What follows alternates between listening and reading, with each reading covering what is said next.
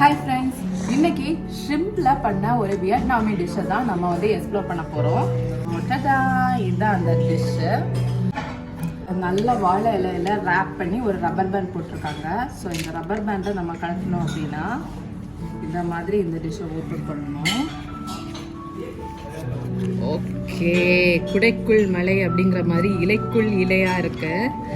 சரி, ஓப்பன் பண்ணி காட்டுறேன். ஓப்பன் பண்ணால் நம்ம கொழுக்கட்டை எல்லாம் பண்ணுவோம்ல அந்த மாதிரி இருக்குது. ஆனால் ரொம்ப ஸ்டிக்கியாக இருக்குது. நம்ம கொழுக்கட்டை ஓப்பன் பண்ண உடனே டக்குன்னு வந்துடும். பட் இது ரொம்ப ஸ்டிக்கியாக இருக்குது.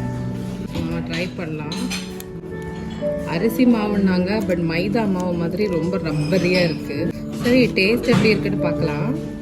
பார்த்தீங்களா, இதுக்குள்ளே ஷ்ரிம்ப் வச்சுருக்காங்க. ஷ்ரிம்ப் நல்லா பாயில் ஆகி நல்லா தான் இருக்குது.